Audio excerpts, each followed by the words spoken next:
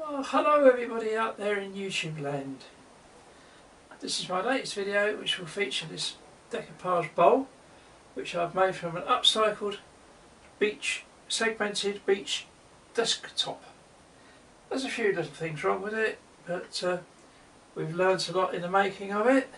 It's not a short, it's a short video, but because I actually deleted the first part, I didn't like the way the bowl was shaping up, and I was going to scrap it, but we persevered.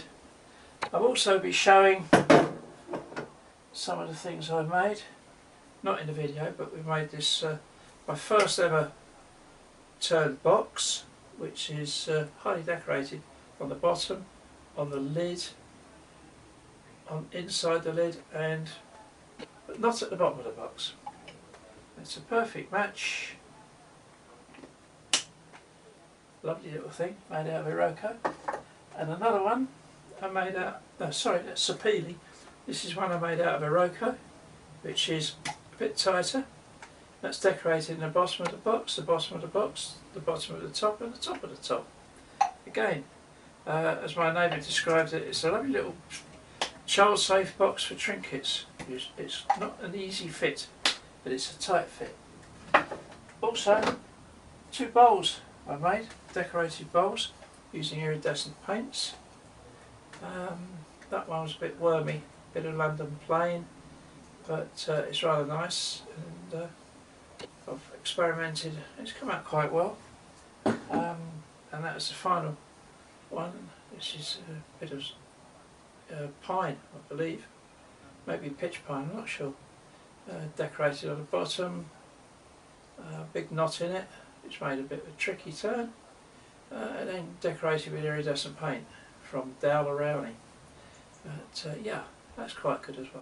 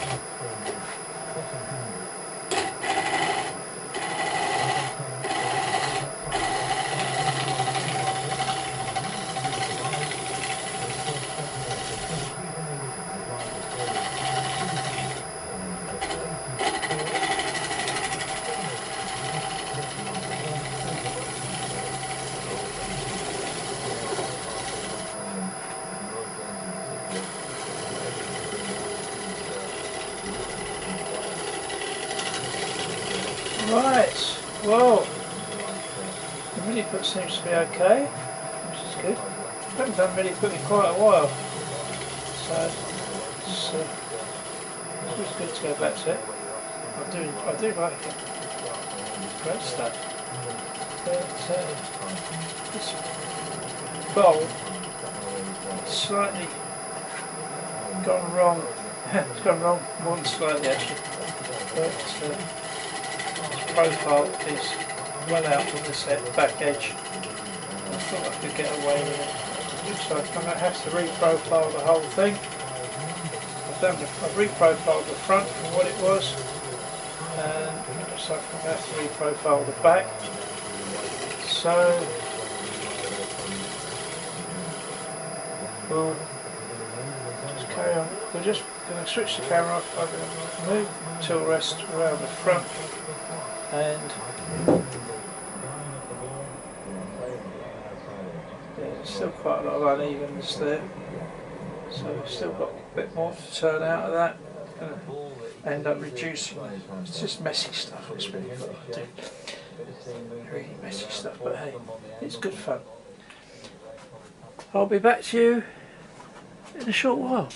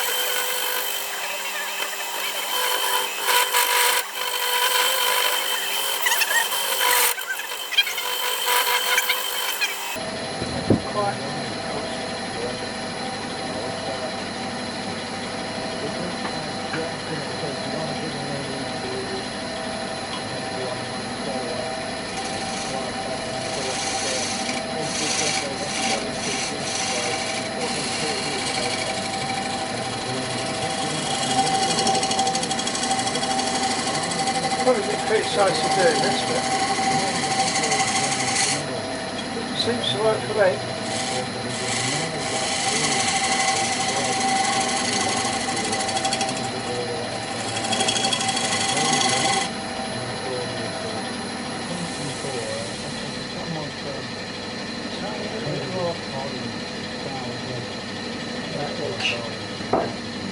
Just a fraction.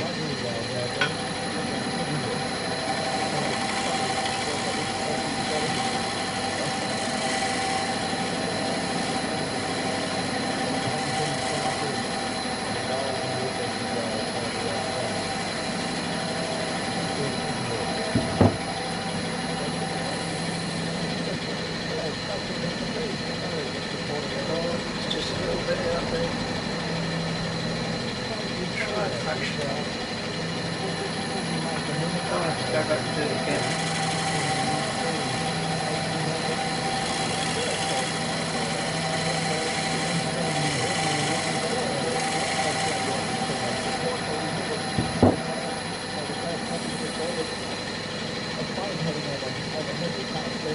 I think it's about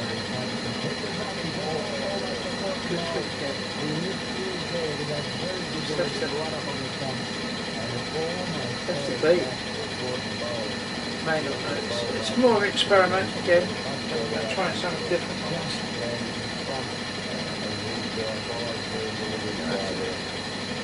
So fraction more of this.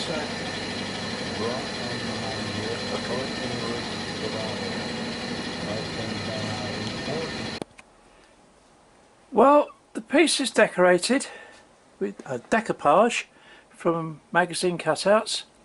It's made of a recycled laminated desktop, 2 slices glued together. You can see the desktop there, what's left of it. There's plenty left there for future projects.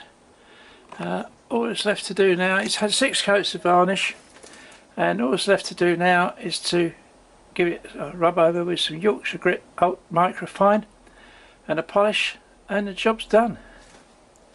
We've got all sorts of interesting stuff going on there, and there's the Yorkshire Grit ready to go on. We're going to be doing that in a sec.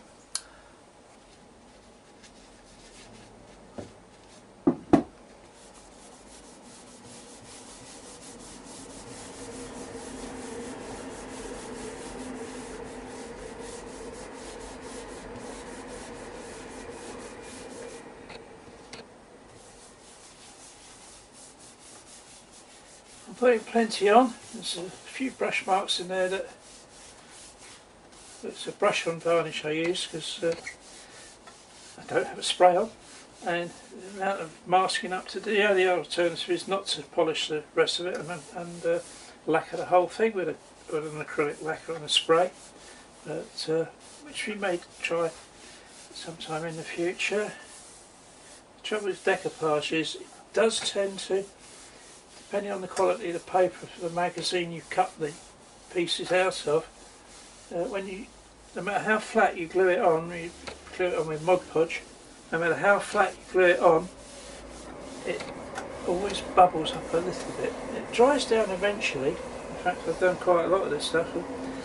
Very occasionally, I don't know if this is going to be the case, but very occasionally it will leave the odd bubble, which normally get out with a roller and leave a little crease in it, which adds to the overall distressed look of the piece. But we'll wait and see.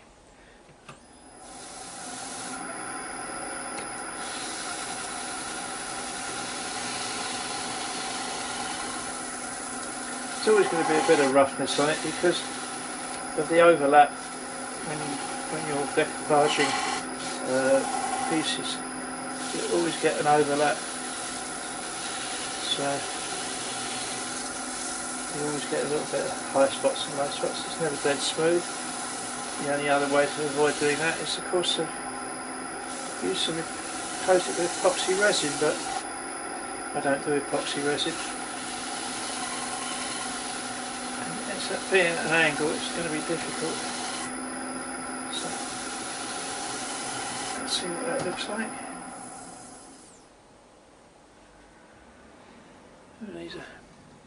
Need a bit more light on here. Right, we've applied some Hampshire Sheen High Gloss. Just going to give that a rub. People say don't use a cloth on a lathe. Well, I beg to differ in certain circumstances, because if you screw the cloth into a pad and hold it firmly in the hand, I don't personally, it's my own opinion of course, see any real problem with that. There's nothing dangling to get caught. It's a flat surface, well, not flat, but you know what I mean.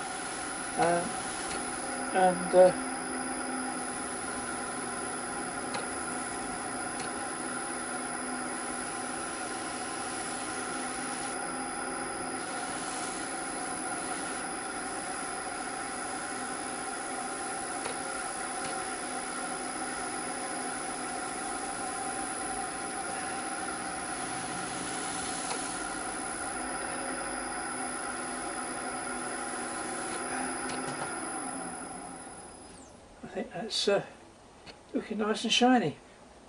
It's got a patina to it. Patina, whichever you prefer. A little bit of distressing around the edges in places.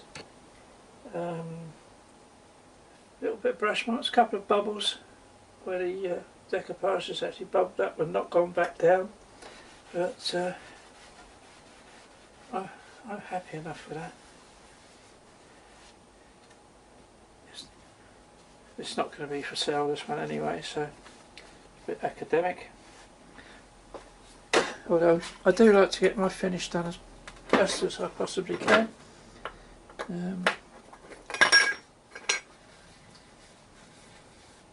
So we'll try some microcrystalline, because it is going to be used, handled, I should imagine.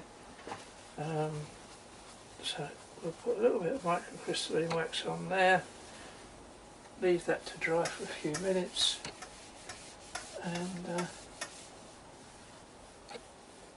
give it a final polish, and it can come off the lathe.